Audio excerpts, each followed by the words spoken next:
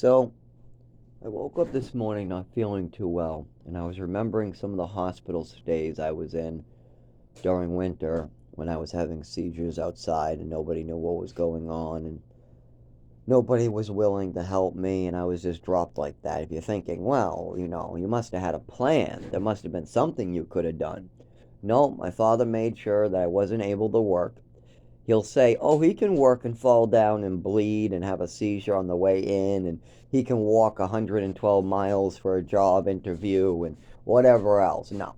I have to be able to drive, walk, move my body, talk, and not be disabled before you can work. Something that everybody knows but my father. I mean, for instance, how did I find out that I was already on Social Security? How did I find out my father was inappropriately taking money that was supposed to be going towards my rent that the program mandates? This is a state program, and my state worker doesn't even know about it, and I'm 19 years old. How do I find out? Because everybody for over 10 years, from the age of 11 all the way to 19, kept on stopping me and saying, wow, your body movements are bad. Well, your speech fucks up. Oh, yeah, you're disabled. Yeah, you need to be on disability. Yeah, you're disabled. You need to be disability. You're way more disabled than me. I'm on Social Security. Why aren't you? You are way more disabled than me. All those meds you take between your movements, your body.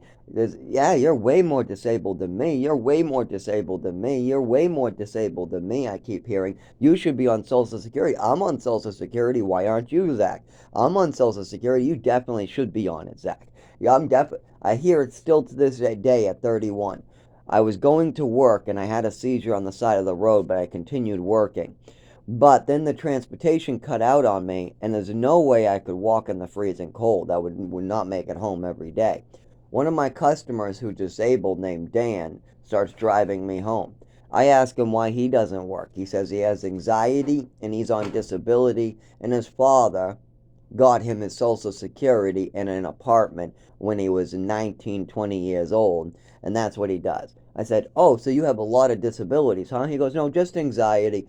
I get this real heart beating chest. I start shaking whenever I'm about to take a test. Like when I took this driving test, oh boy, was I anxious. And I sometimes take Xanax for it, and that's it. And you're on state Social Security for life? Yeah. And they help pay your rent? Yeah. And you can drive a car? Yeah. Don't you get anxious when driving this car? No. And that man tells me, Zach, you're on Social Security, aren't you? I go, no, I'm not. He goes, well, I always assumed you were on Social Security. You always look so sick and shaky, and you're always coming out of the hospital, and you've fallen right in front of me before, and so I assumed you had to be on Social Security. Nope, my father collected it and screwed it all up. No, Zach, you need to be on Social Security. You need to be.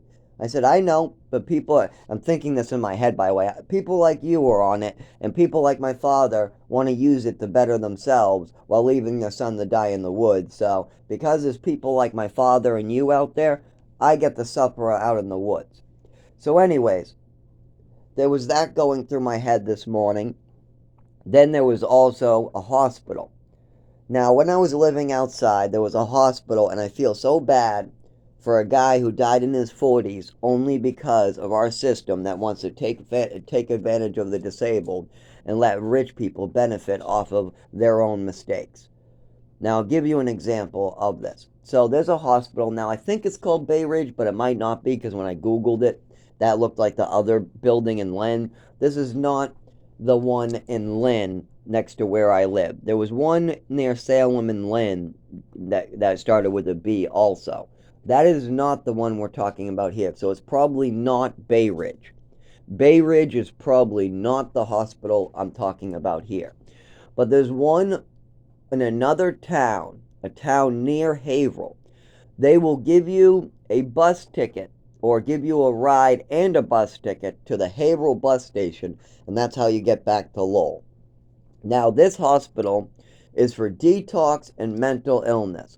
It's a 7 to 10 day only, and they can get an extension of 4 to 5 more days. So you only stay there for about 2 weeks, And this is where all the musicians get detox help.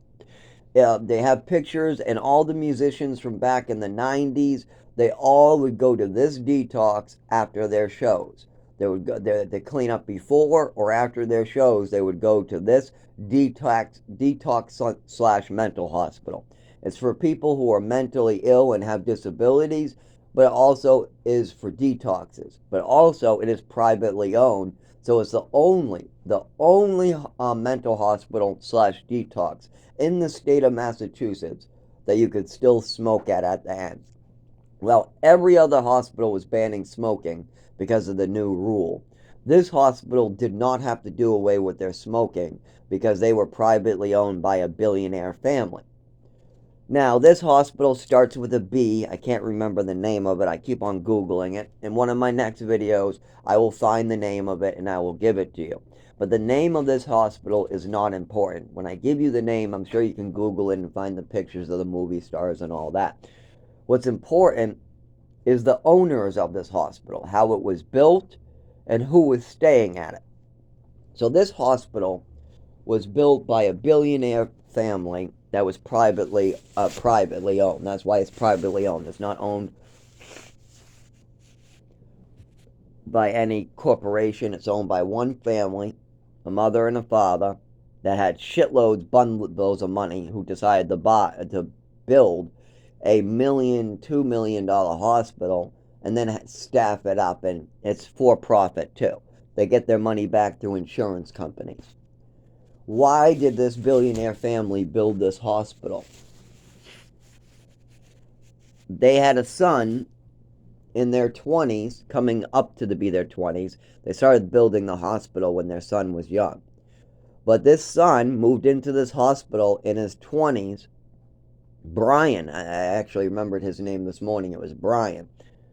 Brian was a permanent resident of this hospital. Imagine going to a detox and never being allowed to leave again.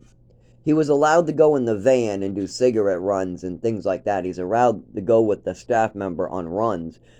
But it's a locked unit, and he's lived in this hospital his entire life with other patients, with detox patients, mental patients, his whole entire life. He's just in one of these mental patient rooms for his whole life. And this was his parents' way of releasing him onto the world. Now, Brian is no more disabled than Raymond Christian, the guy who's on his own living in apartments. He did not need to live his entire life in a mental hospital. We all know Brian really well. He was slow. He's one of these slow people.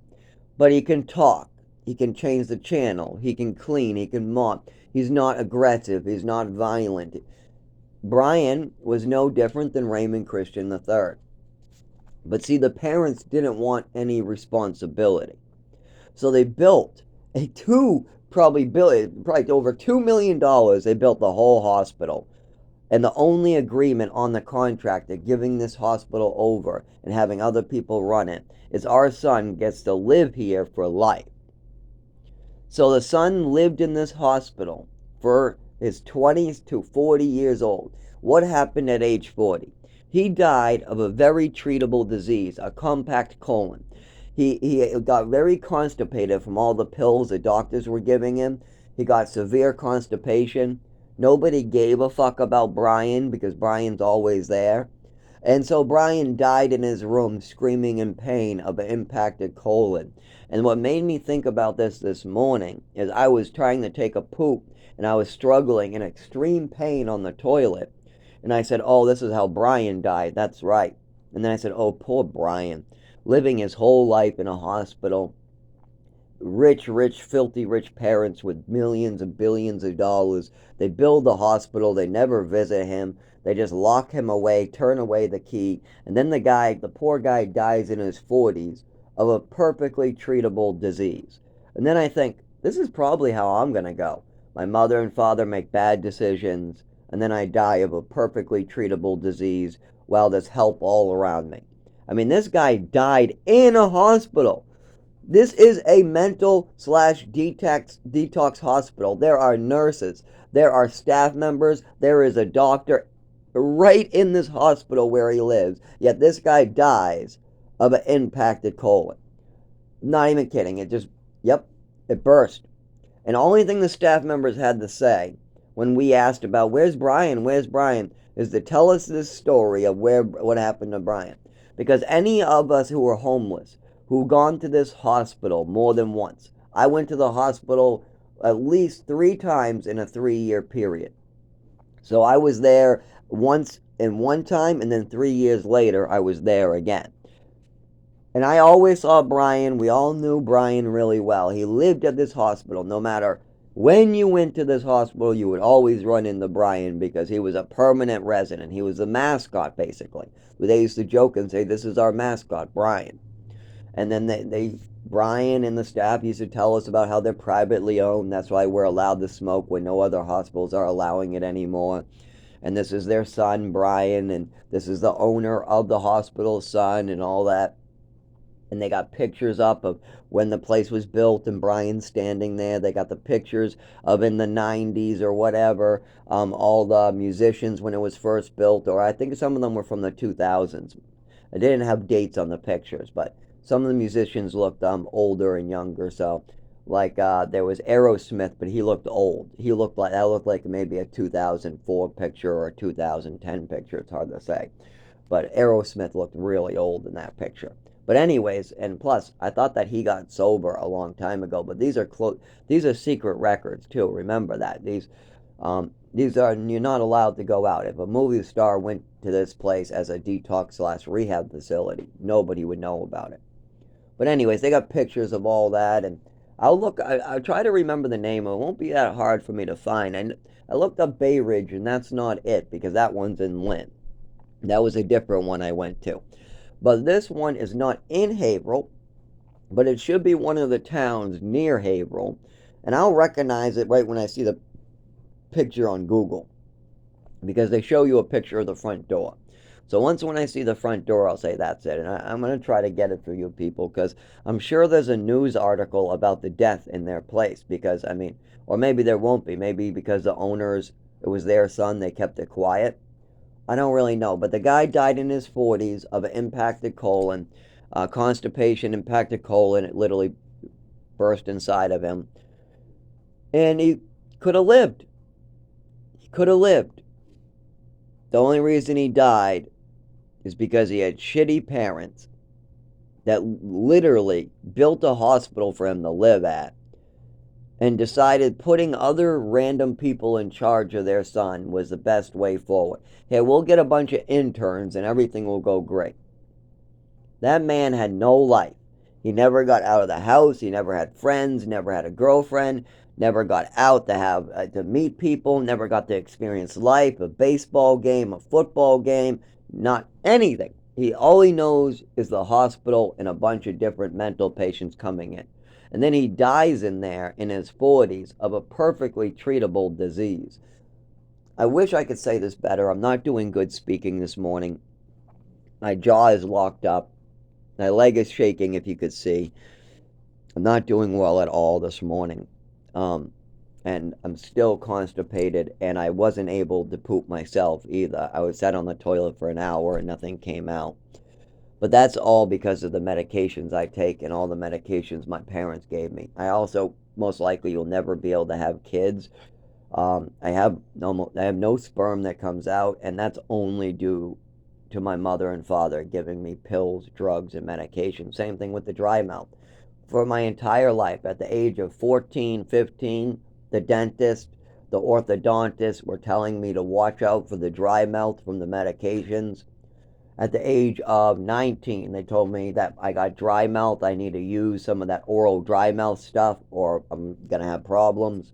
At the age of 21, 22, they told me that I had dry mouth from the medications and that my enamel is rotting away and I need to use this liquid stuff.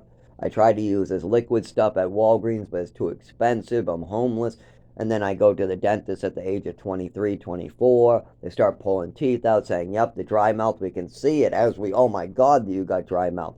And that's the medication. Then I stop taking the medication and my dry mouth gets a little better. But I say, have you ever had dry mouth? I say, what? They said, have you ever had dry mouth in the past? I said, yes, lots of it. They go, oh, yeah. So then we got that one. Then we got up here in New Hampshire. I go to the dentist, orthodontist, and they say the same thing. It looks like your dry mouth condition has ruined your teeth.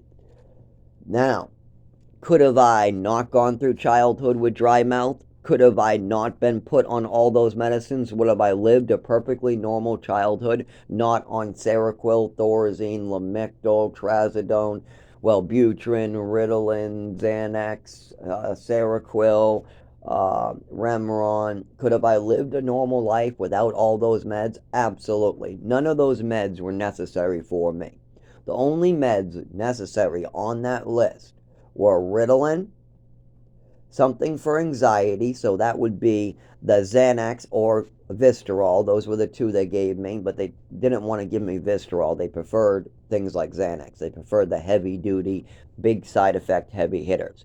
If I wanted something light for sleep like Vistarol, they gave me a combination of Thorazine, Seroquel, and Trazodone. If I complained that the Seroquel, Trazodone, and Thorazine are causing me to feel like I'm gonna die, my heart's beating out of my chest, I'm waking up hungover, and the fear of dying is causing it so I cannot sleep. When I tell my doctor in Chelmsford, that is a doctor from Bridgewell Counseling in Chelmsford. Now, I went twice. Now, here's where we get confused, too. Let's say you called Bridgewell Counseling and you asked about my doctor, and did your doctor do this? They might say no about Dr. Brown, Bridgewell Counseling out of Lowell.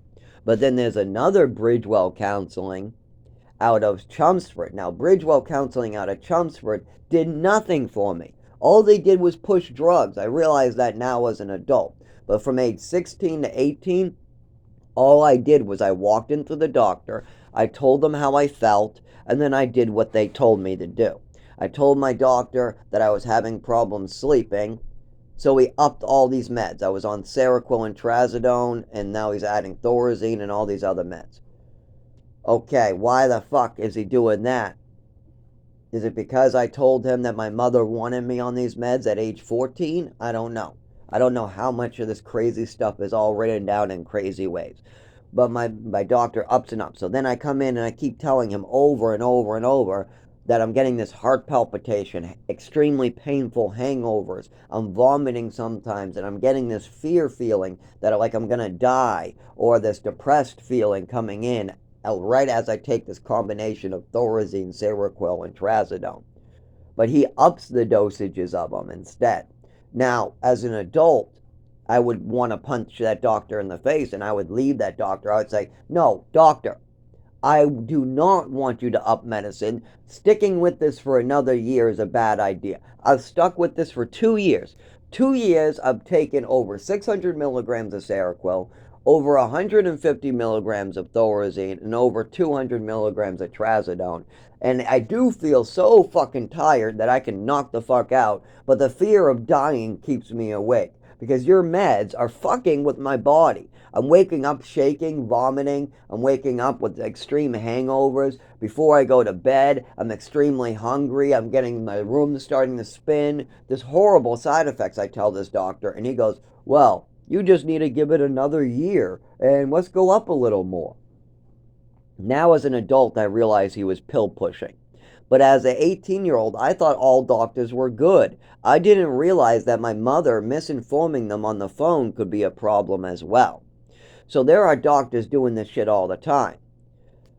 I found out then later in my 20s that there are even worse situations than that. There are parents with billions of dollars who will use their money only to fuck with their children that are slow, instead of giving their children a good future. Like when they built this big giant hospital, they spent millions of dollars on a giant hospital just to give their son a place to live with care, and their son dies at an early age of a very treatable disease, impacted colon. I mean, goddamn, you could easily have just given the guy an enema and cleared that up, but instead, nobody fucking cared because you guys are so used to mental patients screaming that this guy asking for help, wanting to go to the ER, you guys say, sleep it off, sleep it off. Wait until the psychiatrist comes in tomorrow. Then this guy with the impacted colon goes to see the psychiatrist tomorrow, and the psychiatrist doesn't know fucking shit because his job has nothing to do with that. And the same thing happens in orphanages. In an orphan, you have one psychiatrist that takes up most of the budget of the whole orphanage. That's a big problem.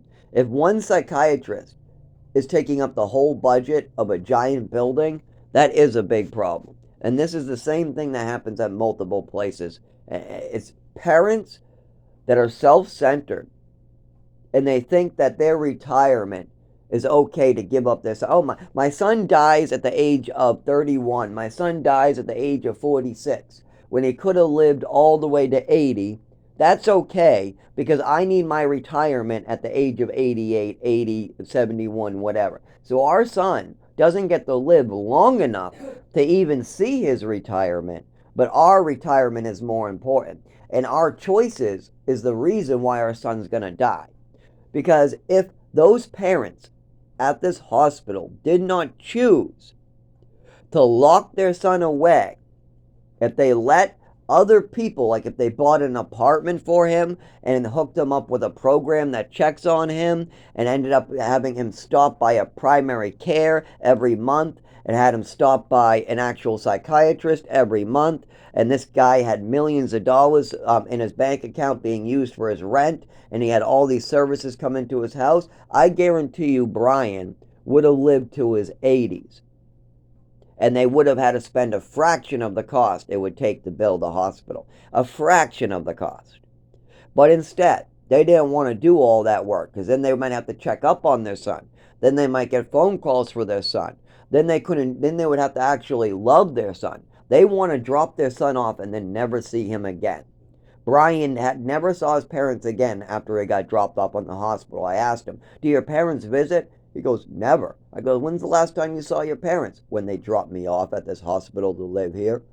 I said, gee. And I said, you just lived here since your whole life, since childhood? He goes, no, I lived here since my 20s. I said, oh, but you always could get cigarettes off Brian. He always had smokes because he had a budget. He had Social Security as well. So he got his Social Security in the hospital for his entire life. And there really was no need. It was just his parents building the hospital in a fine guideline. And I'm sure Brian could sign himself out if he wanted, but the way it was set up, he would need a service worker to come by and work with him about moving into a one-bedroom or something like that. And seeing as he's already in the hospital, nobody would ever do that. Nobody would ever help him request that services. So he just stuck living in the hospital until somebody tells him how to get out.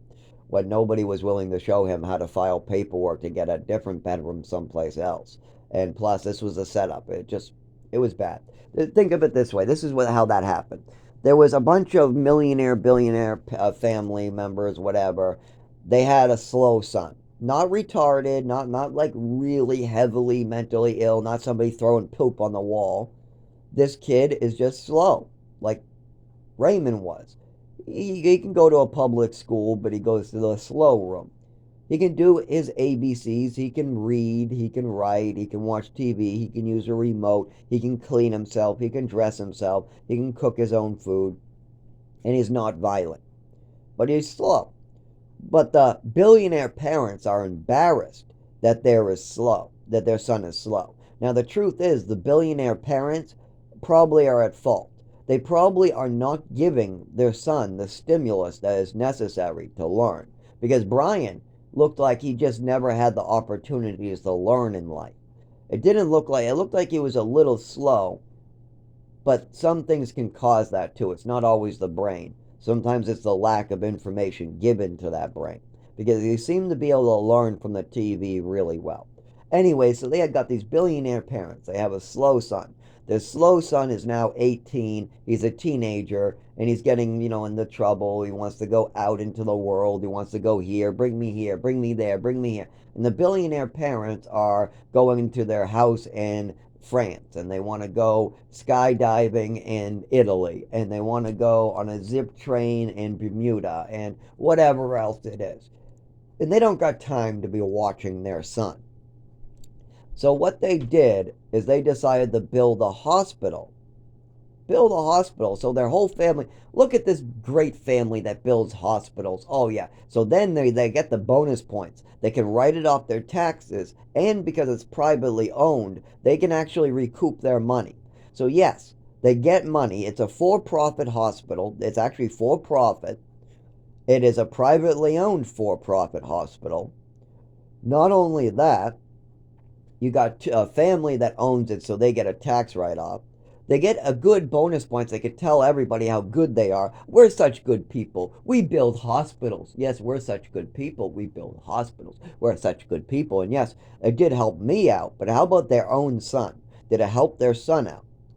Well, let's see. Their son died from a very curable disease at the age of 20 something, sorry, at 40 something years old, and an impacted colon, with nurses and doctors literally right next to him. There was nurses right in the other room. There was a psychiatrist for the doctor. That's the only doctor that they have in the whole building. And he met with a psychiatrist as well for his constipation. No wonder why he died. I mean, he went to a psychiatrist for constipation. Of course you're going to die.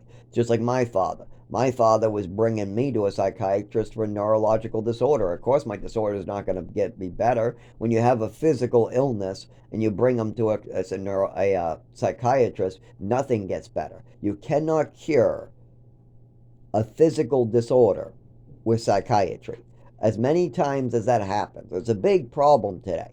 There's lots of people trying to cure physical ailments with psychiatry. You got an impacted colon, so you're upset, you're in pain, you feel uncomfortable, but you're disabled and you're nonverbal. Well, instead of helping you with the physical ailment and going, well, he's in pain, they bring you, oh, he's just emotionally stubborn. Yeah, he's just upset. Put him in a room for 6 hours. Next thing you know, the guy's dead because he never got the help he needed.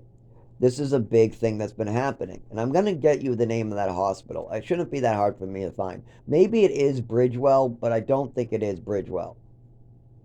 I don't think it's Bridgewell. I don't think it's Bay Ridge, but I'm pretty sure it does start with a B. And it's on the outskirts of Haverhill, one of the towns out, and it's one of the ones you do 5 to 7 days, and then you get a 5 day extension. It's also privately owned. It's the only one you could smoke at because it's privately owned and for profit. Also, this is where the stars went because they would take a payment. This is one of the hospitals where you can stop by and you can pay them to stay there. And so, yeah, the guy died in his 40s with nurses right in the other room with a very curable, just constipation and impacted colon. All the guy needed was some pills and a enema. That's it. And the guy died because he had shitty parents, and that these hospitals and this fucked up system we have is killing people, not helping people. You think that guy got help? No, he didn't get help. I got detoxes there. That's the only help I got. I got a quick detox for 14 days. That's what I got there. Off alcohol every time. As I started seizing, they would give me benzos or Ativan or stuff like that. So it was pretty good to do that. You know, I could check into the hospital, be there, and 3 days later, be on seizure or shake meds like Triliptal, and I could be right out. Triliptal, Ativan, whatever, and then I could be right out. Sometimes it was opiates too. Sometimes I need a little help with opiates because, yeah, that works too sometimes. Not as well. That just numbs the whole body. I don't suggest using opiates even for pain. And only because doctors aren't doing their jobs. If doctors did their jobs correctly, I would say use opiates. I would say go to a doctor and use opiates all you want, because then the doctors won't overprescribe. You won't get addicted. They'll keep it on a taper. They'll give you the right, but no. If you're addicted to, let's say, Percocet, they don't taper you on Percocet. They drop you to 0, and then you get wicked sick. It's done on purpose. If you ask for a taper on Suboxone so you can come off of it before you get addicted, like let's say that you're on heroin, you get on Suboxone, and then you ask them for a taper so you can get right off of it and you don't have to get addicted to Suboxone too, they'll say no, we need you to take this every day for a year before we'll taper you. So they literally want you to get addicted to a drug before they'll taper you off the drug. When there's actually a thing called the Suboxone taper, if you're on heroin and you go to a rehab facility, they give you a Suboxone taper. They give you the full dose for like 3 days, then they drop you down slowly pretty quickly. But if you go to a lot of places, they want to get you hooked before they'll do that. Well, you're just switching to heroin and you want to get off heroin. That's what I want. I don't want to get hooked to a pill. I need to get off Percocet. I need to get off heroin. I need to get off Oxycontin. That's what people are trying to do. But what they're doing in a lot of these hospitals are getting you addicted for a year to a much more addictive substance and then just giving you your taper. Well, that makes no sense. Why wait a year for the taper? So your body can adjust? Well, if my body wasn't adjusted to switching to this in the first place. You're just doing this, you're just making my body readjust, readjust, and readjust. You're making my body readjust 3 times when you could have made my body just readjust 1 time and then taper me down. There's a lot of stuff like that in the market today where they do things in a way that allows repeat business for the medical industry, big pharma. It's all about that repeat business. Say we're going to help you, but then have the process screwed up just slightly so that way there's more repeat business. And now, building that private hospital for Brian, that's not common. But the fact that nurses and doctors in that hospital had a guy die right next to them of a very curable disease that was living with them for over 20 years. So this guy was living and knew that psychiatrist like the back of his hand. I mean, the psychiatrist and Brian used to eat together. This guy lived there. His parents owned the building. So they all knew him. And they still let this man die in his 40s of just constipation and an impacted colon. That's terrible. Worst thing I ever heard. Worst thing. And some of the patients that had to watch this go on around them, oh my God. I'm glad that I came in afterwards. I knew Brian beforehand and I knew Brian afterhand. But I did not know him the week as it happened. He died about 3 days before I got there. I heard about this 3 days after it happened. So, oh man, my body's not doing good. I'm gonna have to cut this.